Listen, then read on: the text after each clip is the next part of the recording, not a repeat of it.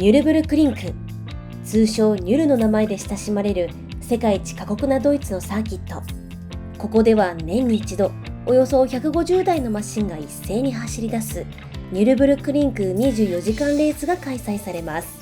今回はレース前のチームがどんな準備をしているのか、レーシングカーやステアリングの驚きの機能、そしてドライバーたちのリアルな心境、さらにはレースがスタートした直後の一周をノーカットでお届けします。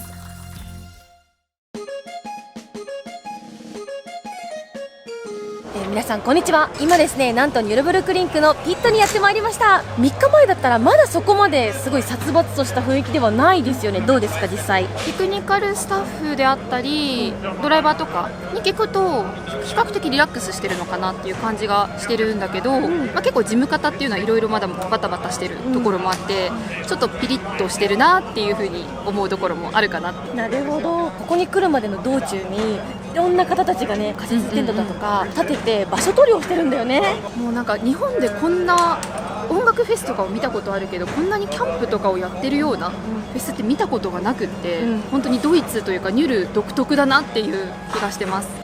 それでは早速マシンを見ていきましょう。なんと普通の車にはない特徴がいっぱいなんです。今回はポルシェの 911 GT3R で2台とも挑むんですけれども、普通の車ではないポイントとしてはね、例えばこの給油口とかここから入れたりですとかで、ちゃんとね計量するためにもカーボンファイバーが使われていたりですとか、ここも光ってるの初めて知ったかも。夜でも目立ちそうだね。反対側のドアパネルにも光るナンバーがね、号車を見れるようにしてあります。今ここシールされちゃってるんだけど、何号車の車が、どれぐらいの順位で走ってるのかが出るようになってます。オープン。ちゃんと全部のスイッチが光るようになってます。シートがやっぱり体がすごいこうフィットするというか、包み込むような形のシートになってるよね。完全なフルバケットシートですね。すごいこういったところとか軽量化に特化してる、このロールケージもですね、かなりぎっしり奥までも使われてます。ウィングも手を広げても届かないぐらい大きい。普通の車って多分これぐらいなんじゃないかな、リアウィングってね。こんな大きくないよね。しかもこのリアウィング、話を聞くとどうやら人が乗っても全然大丈夫っていう風に言ってたね。言ってた。で乗ってみって言われたんですけど、さすがにちょっと怒られるかなと思ってキラキラしてる。なんだろうね、これってもしかして火花が出てきた時にちょっと燃えないようにとかっていうのでこういう素材入れてるのかなと。本当にいろんな工夫が凝らされています。あ、44号車のドライバーデニスさんがいる。どんな機能がステアリングについているのか聞いてみました。デニスさん、お願いします。 Yes, so that's our steering wheel. Yes. In the end, especially as a drivers, what we need the most and what we change the most during driving are these three rotary switches. This is the traction control, two ways.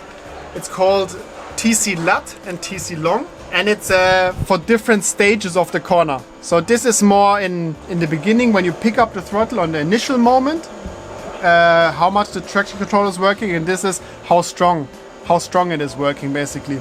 And also on the ABS you have ABS, so that means the tires, they cannot lock. You cannot lock the wheels. It doesn't matter how much you brake, how hard you brake. And there you have 12 different 11 different stages, and there you can also find your perfect tuning, and depending on which corner you are on track, you are changing these settings on the steering wheel. Then you have a lot more buttons. High beam, so basically a flashlight. Radio button to communicate with the team. CRK, crank, means to start the engine. OK, there's alarm popping up in the dash. You press the OK, then the alarm is going away. Reverse button to put in the reverse. F- and F+ is to increase or decrease some functions. Pit for pit limiter, so you were only allowed to drive 60 kph in the pit lane. When we press this one, we can go full throttle, and we don't go quicker than 60. This is the joker button. You can program anything there. I don't know what's programmed there at the moment. Wiper, in case of rain, you have the wiper. Focus yellow. On this track you either have 60 kph or sometimes 120 kph limit zones. This is signaled with some flag signals, yellow flag or code 60 flags. And there, if you press this button, you can only go 60 or 120 depending on which gear you are. Drink. Shifting is pedals. We have shift pedals, downshift and upshift. You can hear it's really short and nice, some clicking, it goes really quick. And here you have the clutch. It's an automatic clutch. We only need it to go from neutral to first gear and first gear to neutral. You don't need the clutch because it's automatic clutch. You can just drive off. Did it take a while for you to remember those switches? Yes and no. In the end, every race car has the same functions. So this is making it quite relatively easy. However, depending on which car brand you drive, the buttons are on different place. So when you change the brand, so I don't know, maybe next time you drive a Ferrari, not a Porsche, the full course yellow button is not here. It's maybe on the other car, it's over there. And then when you change the car, that means you need to remember where the button actually is. とってもわかりやすい説明でした。デニスさん、ありがとうございました。そしてコース上ではレース前にマシンの撮影が行われていました。今回はオフィシャルスポンサーという立場だからこそ特別にコースを貸し切っての撮影が実現しました。お、車の上にアンテナが。これ何ですか？この前の2つのアンテナがドライブカメラの、アンテナで、その後ろの3つが GPS、あと無線のアンテナです。そしてこちらにはあれ、コース上に物差しが。今何をしてらっしゃったんですか？路面の粗さ、骨材の大きさとかを、後で写真で分かるようにスケールを使って、写真を撮ってました。普段コースに来たら何を測られるんですか？そうですね、基本的には路面の粗さだったりっていうのを、手とかで、確認したりっていうのは行ってます。国内のサーキットだったらその表面の粗さを、後でデータに残せるように、型取りで転写したりっていうのはやったりしてます。型取りの転写？はい、やっていいよっていうところはもうペタッと置いて、粘土を置いてギュッて型取りしてっていうのはやってます。そうしていた情報があの一本のタイヤに込められていると思うと、たった数ミリの違いに勝敗や安全が左右される世界の重みを感じます。その後は8人のドライバーたちが一列に並んでマシンと共に撮影。コース上でのひとときに少しだけ笑顔がこぼれます。One more time and 1, 2, 3. Perfect. Thank you guys. Thank you.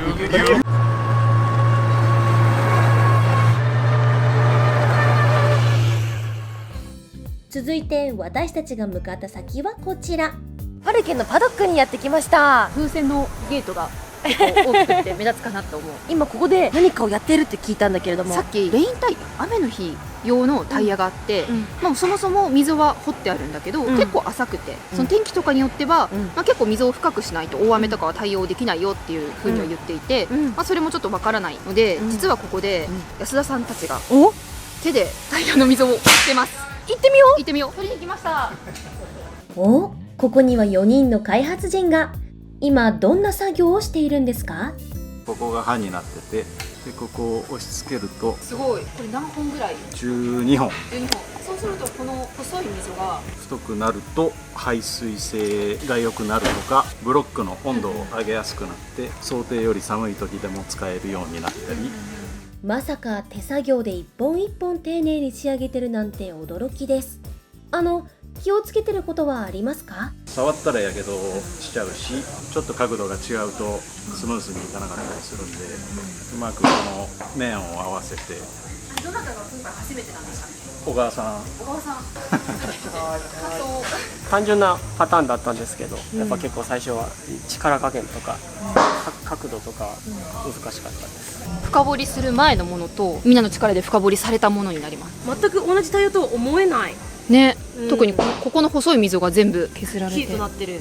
タイヤは全部で4種類。大雨、少し濡れた路面、乾きかけの路面、そして完全に乾いた路面を走るスリックタイヤまで、あらゆる状況を想定して準備されています。このタイヤ1セットで、8周以上、200キロ以上は走行できます。雨の量とかによってはもっと、走れます。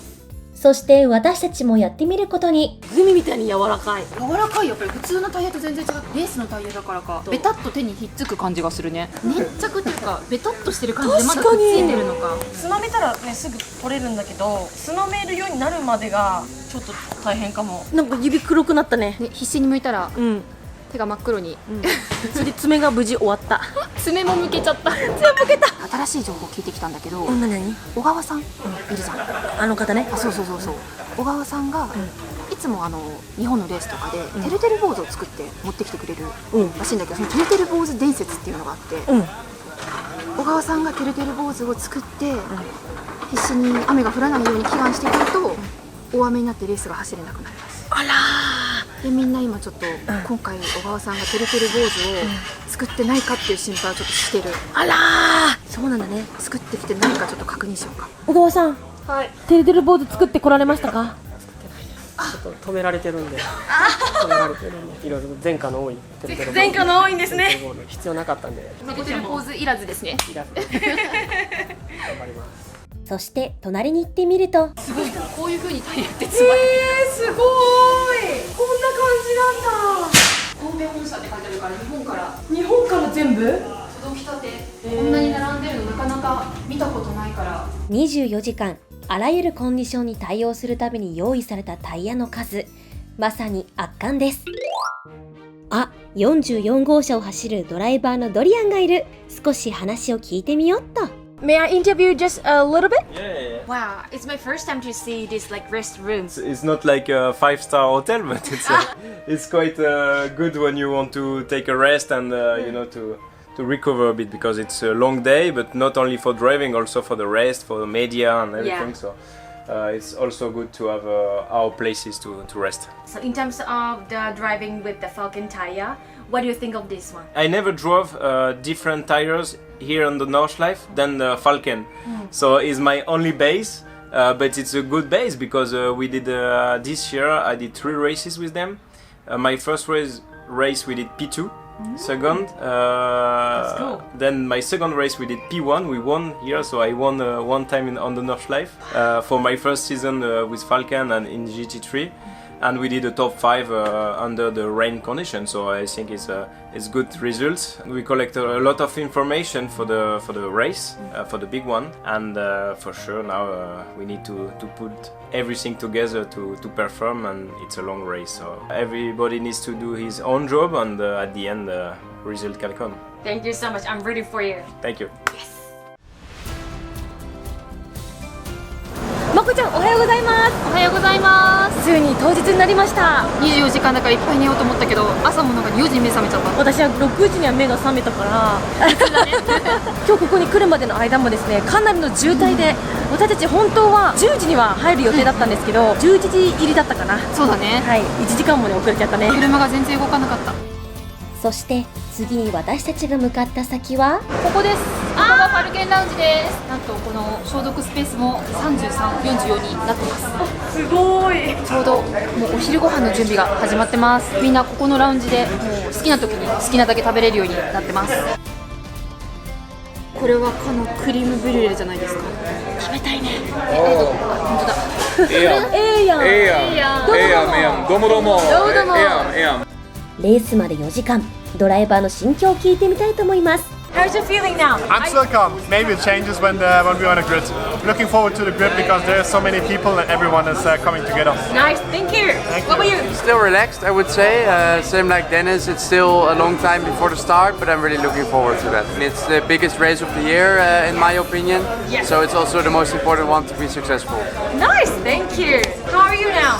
Hey, how are you? I'm good, and you? I'm ready. I will drive around 8 p.m. this afternoon, almost at the beginning of the evening. Okay.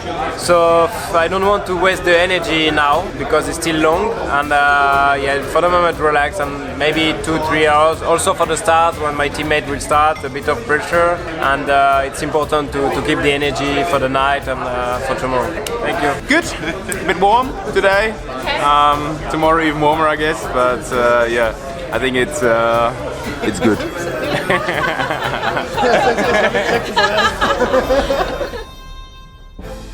いよいよレースの幕が上がります。スタートは例年通りローリングスタート。各マシンはフォーメーションラップで隊列を組み、ペースカーの後ろを一周します。そしてペースカーがピットに入ると、ニュルブルクリンク24時間レーススタートです。ここからの一周はノーカットでお送りします。ぜひ現地さながらの臨場感をお楽しみください。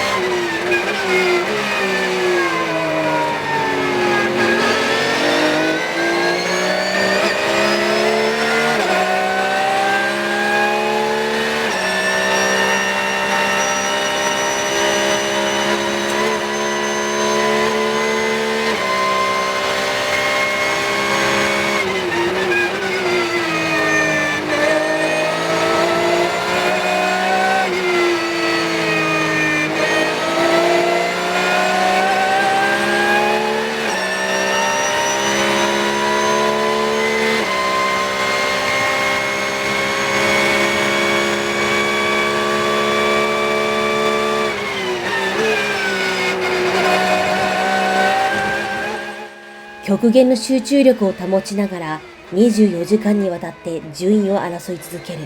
まさに耐久レースという名のスプリントレースです。それではここからドライバーが走行中に何を感じ、何を考えているのか、実際にインタビューをしてみました。What do you think while you're driving? I don't think a lot, to be honest. In the end, you're so in the zone, so in the rhythm, you focus so much, you don't think a lot. In the end, you need to check need to look ahead, look what the traffic, what the slower cars in front are doing, and need to avoid and feel the grip of the car, and then maybe change a bit your driving. This is the only thing what you think while driving. React to the cars in front, behind, and you also react to what the car is doing. Thank you! Thank you. I'm rooting for you. Thank you. Yes! ファルケンモータースポーツは2025年で26回目の挑戦。過酷な環境の中でなぜこのレースに挑むのか、その鍵を握るのが住友ゴムが手掛けるタイヤです。一体どんな特徴があるのか、開発陣に聞いてみました。去年は霧でレースが中断しましたが、振り返ってみていかがですか？不完全燃焼っていうのはもちろんあって、ただ、レインタイヤの性能は間違いなく不足してはいたので、そこは反省点で、今年に向けてそこを強化してきました。今回の住友ゴム製ニュルタイヤにはどんな特徴がありますか？今年のタイヤに関しては耐久性という部分と、あとは性能、幅広いコンディションで安定した性能を発揮できるようなタイヤになってます。去年との違いは特に注目すべき技術は何ですか？スリックに関してはもう開発が凍結されてますので変更点というのはないんですが、レインタイヤに関してはパターン、構造、配合全てが変更となってます。このタイヤを開発する際、最も苦労した点は何ですか？このスリックに関してはポルシェの911ということでリアが非常に重い車になってます。で、一方でレギュレーションルール、レースのルール的にタイヤの最大サイズが決められてますので、その中で設計するとなると他の車両に比べて負荷が大きいことになります。ですので熱を持ちやすかったり、その結果構造損傷が起きやすかったり、あとは性能低下しやすかったりします。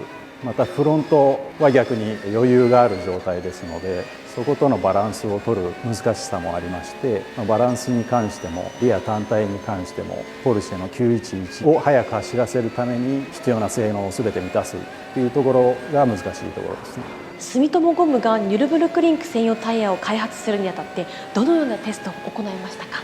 ニュルには定期的に行ってまして、そこでもちろんテストを繰り返しているのと、あと国内でもスーパー GT には参戦しています。で、その結果をフィードバックすることもありますし、それ以外にも国内のサーキットでポルシェの GT3R というニュルで使っている車両ではないんですが、近い車で評価を行うこともあります。先ほど摩耗したタイヤを見たんですけれども、ああいうタイヤも持って帰ってきちゃうんですね。持って帰ってきて詳細な分析をしたいものに関しては本社に送り返しますし、その場で表面のゴムカスを剥がしたり、その場で解体することもあります。タイヤを切り刻んで中の構造の状態がどうなっているのかとか、もちろんトラブルがあればその起点を調べたりということはあります。実際にどういった情報を得られるんですか？911構造損傷に対してシビアということもありまして、特に中の構造の耐久性に問題がないかというところを調べたり、あとはこの溝がないことでどの程度摩耗しているかっていうのがなかなか調べづらいところはあるので、それを幅方向に切って断面を見て摩耗量を調べることもあります。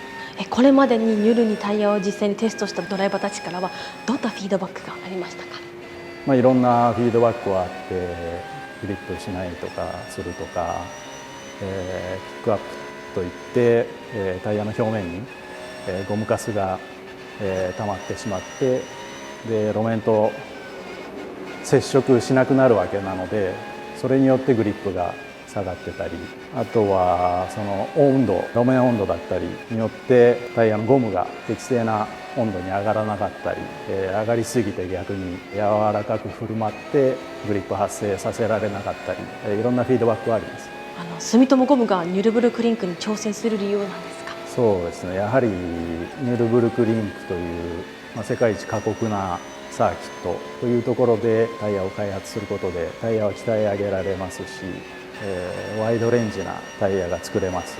他のタイヤメーカーも参戦してますし、その中に競争があるので、技術の開発は進めやすいというところで参戦してます。レースを見られている時、一体どんな気持ちで見守っていますか？いや、トラブルは起きてほしくないなという思いで見てるのと、あとは狙い通りにタイヤが使われてるのかどうかというところを見てます。開発のエピソードの中で裏話があれば聞きたいです。911のリアタイヤを作るのは難しいですし、パッケージとして911を速く走らせる4本のタイヤをまとめ上げて、かつそれを狙った通りに機能させるところで、車両のセットアップもタイヤにあって、で両方で調和ができてないといけないので、それを達成するのには苦労しました。レース業界では世界一タイヤを設計するのが難しい車とも言われたりしてるんで、それもチャレンジではあるんで、その車用に開発したタイヤで、去年はポールとか取れたりしましたけど、速く走らせられた時の喜びは大きいですね。なるほど、その喜び、次は総合優勝で味わいたいですね。そうですね、やっぱり狙ってるところはそこなんで、なんとか勝ちたいです。じゃあ最後に今年のレースに向けて楽しみであったり不安であったり教えてください。24時間レースやった直後はいつももう二度とやりたくないとは思うんですけど、でももうすでに去年よりもトータルの性能上がってきてますし、なんとか結果につなげたいとは思ってますので、ミスなくタイヤの実力を出して、結果を出したいと思ってます。これでスタートからの1周が終わりました。すごい迫力ですね。果たしてこの先24時間の戦いはどう展開していったのか、その結末と波乱のレースはぜひ本編のドキュメンタリーでご覧ください。